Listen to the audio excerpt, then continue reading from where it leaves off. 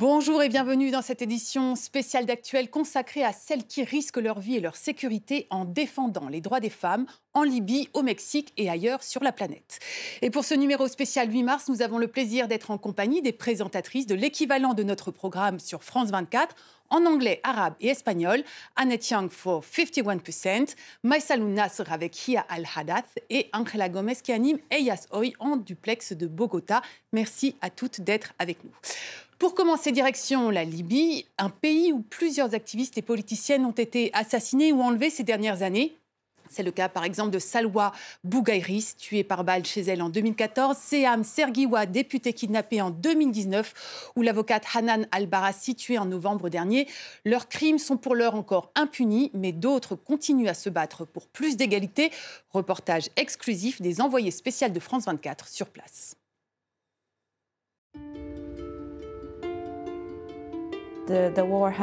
La guerre a affecté mon pays de bien des manières.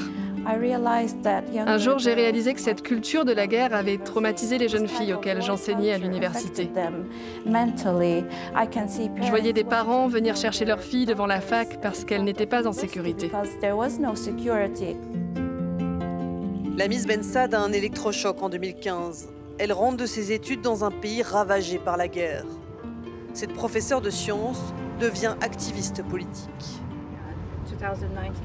Ici, en 2019, c'était dangereux.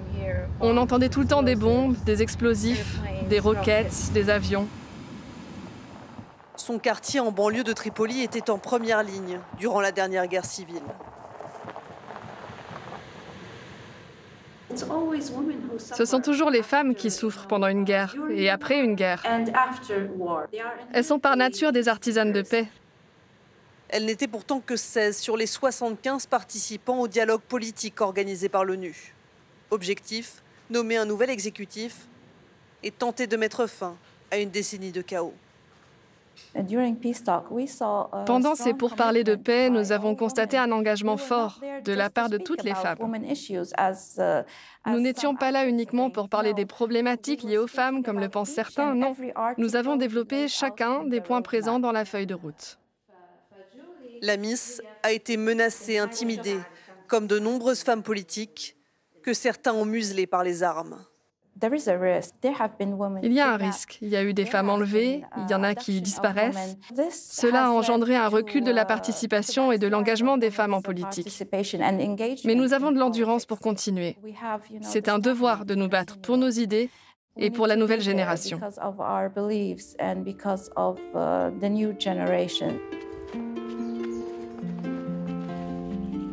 Dans ce pays où les groupes armés règnent en maître, de nombreuses femmes tentent de construire un avenir plus serein. Hadia Ghana est une artiste. Elle se bat pour restaurer le centre historique de Tripoli.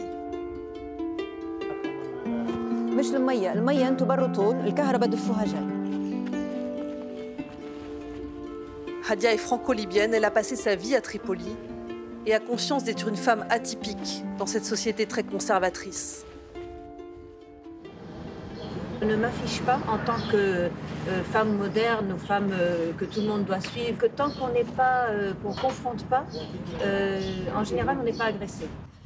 Pour combattre le patriarcat, Hadia repense la ville pour que les femmes puissent regagner l'espace public. En fait, les femmes ont beaucoup de pouvoir en Libye, socialement, donc elles ont une puissance. Si seulement elles se réveillaient et élevaient bien leurs garçons surtout. La liberté se prend, ne se donne pas. La liberté des femmes reste un chantier en friche dans un pays où des femmes meurent pour avoir osé parler. Ces deux Libyennes qui s'engagent pour les droits des femmes se battent aussi pour une société plus démocratique et pour les droits humains en général. Et cela va d'ailleurs souvent de pair. À quel point est-ce le cas de façon générale dans le monde arabe, Maïsalou Nasr? Bonjour Virginie. Bien sûr, les droits des femmes sont une partie indissociable des droits humains. Les militantes pour les droits des femmes sont en général sur plusieurs fronts, parce que les droits des femmes sont liés à d'autres droits, comme le droit au travail, la liberté d'expression, les libertés individuelles, le droit de disposer de son corps. Et donc il y a un vrai travail sur plusieurs fronts. Mais le plus grand défi pour ces militantes est celui de choisir les priorités. Et les priorités changent d'un pays à l'autre. À titre d'exemple, au Liban, la plus grande priorité pour les militantes des droits de l'homme, et en particulier les droits des femmes, c'est de donner à la famille libanaise le droit de transmettre sa nationalité à ses enfants. En Égypte, le problème qui se pose actuellement est lié au nouveau code de la famille, qui concerne le divorce, la polygamie, la garde des enfants. Au Maroc, il y a une grande polémique sur la place des femmes dans la sphère publique, donc les priorités changent. Mais ce qui est certain aujourd'hui, c'est que pour toutes les militantes des droits de l'homme dans le monde arabe, l'objectif est que la femme ne soit plus une citoyenne de seconde zone, mais l'égale de l'homme. Qu'en est-il en Amérique latine? Dans quelle mesure, Ángela Gómez, celles qui se battent pour les droits des femmes sont aussi des militantes des droits humains? Une femme qui lutte pour la défense du féminisme lutte par défaut pour défendre les droits humains. Le féminisme est un terme qui est né de la nécessité que nous avons de vivre dans un monde égalitaire. Ce que nous voulons, nous féministes, c'est en fait que nous ayons tous accès au même bien-être, aux mêmes opportunités. Et cela constitue la défense universelle des droits humains.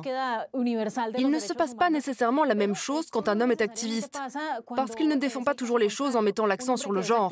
Et c'est un problème, car quand il ne pense pas comme une femme, il ne prend pas en compte plus de la moitié de la population. C'est pour ça qu'il est très important de protéger les femmes, et particulièrement celles qui luttent pour les autres femmes. Lorsqu'une femme défend les droits d'une autre femme, elle défend en même temps sa famille, sa communauté, son quartier, à travers le rôle d'une mère, d'une sœur, d'une fille, d'une épouse. Il y a tout un réseau de connexions sociales qui, au final, détermine le bien-être collectif. Annette Yang, quel rôle jouent les réseaux sociaux? À quel point est-ce qu'ils ont accompagné un accroissement de l'activisme féministe? Les réseaux sociaux sont à la fois une bénédiction et une malédiction. Une bénédiction car ils permettent à des dizaines de milliers, voire millions d'activistes de s'exprimer, d'y partager leur avis et leurs interrogations. Nous avons récemment vu la montée en puissance des mouvements MeToo, Time's Up spécifique au monde du cinéma, et plus récemment ici en France, le mouvement contre l'inceste. Ce que les réseaux sociaux font, c'est qu'ils proposent aux femmes de tous les milieux de se faire entendre et ouvrent la voie à une forme de libération collective. Nous devenons tous des acteurs de la fin du sexisme et des violences sexuelles.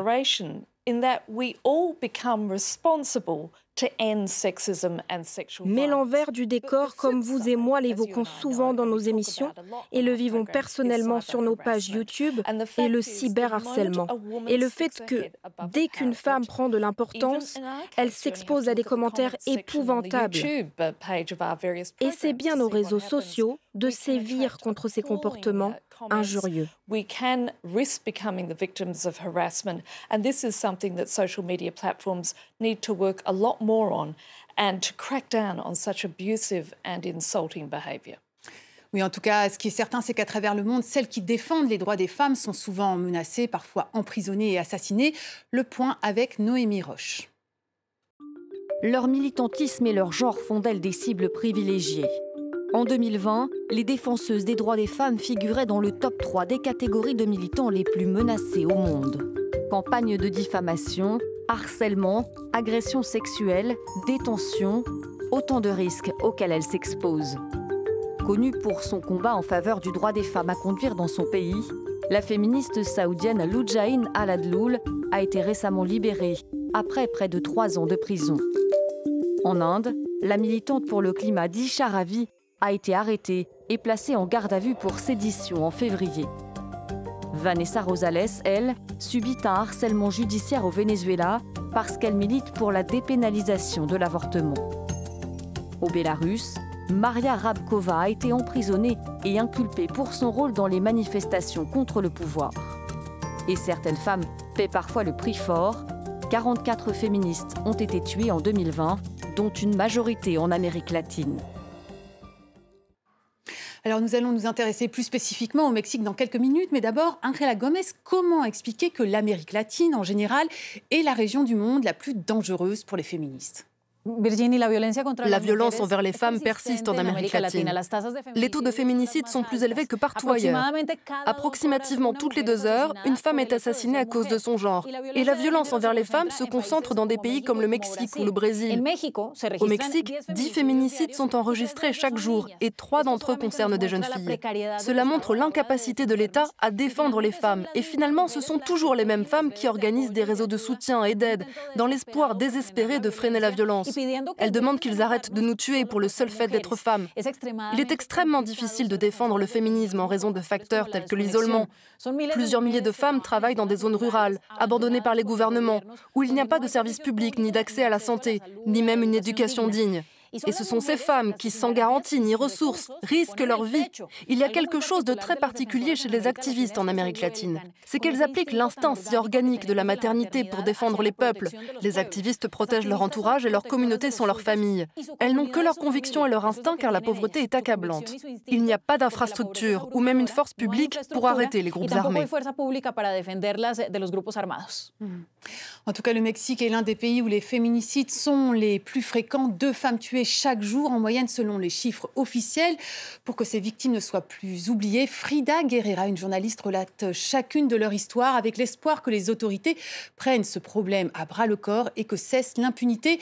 Notre correspondant Mario Carbonel l'a rencontrée. Sur le trottoir, de larges traînées de poudre rouge. Elles représentent le sang de ces femmes victimes de féminicide chaque année au Mexique. Sur les murs du palais présidentiel, les manifestantes écrivaient déjà leur colère l'année dernière. À l'intérieur, l'une d'elles porte leur voix auprès du président, Andrés Manuel López Obrador. Il y a un bureau du procureur qui se consacre exclusivement aux enlèvements, qui ne s'occupe que de ces questions. Pourquoi n'y a-t-il pas d'équivalent pour les féminicides ? Ce jour-là, Verónica Villalbazo, mieux connue sous le pseudonyme de Frida Guerrera, est devenue une icône féministe.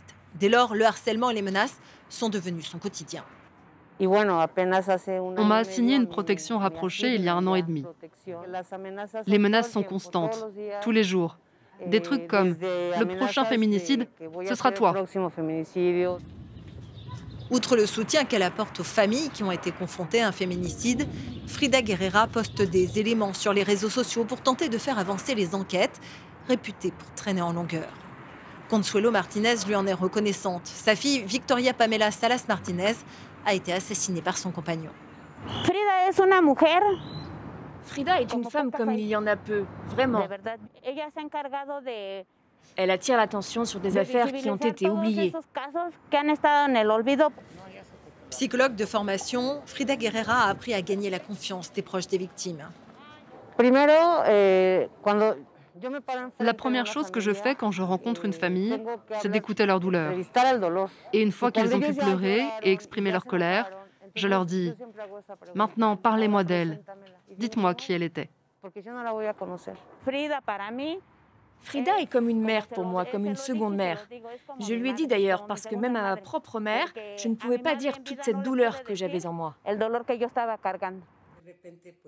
Malgré les menaces et les intimidations, Frida Guerrera n'a pas l'intention de rendre les armes. Tant que les violences contre les femmes continueront, dit-elle, elle ne se taira pas. La détermination de Frida Guerrera au Mexique, on la retrouve chez de nombreux activistes à travers le monde. On pense par exemple à la Saoudienne Loujain Alatloul qui s'est battue pour que ses concitoyennes aient le droit de conduire. Maïsalou Nasser, elle a été libérée récemment après quasiment 3 ans de prison. Est-ce que c'est le signe que les choses sont en train de bouger positivement en Arabie Saoudite et dans le monde arabe en général? Loujain Alatloul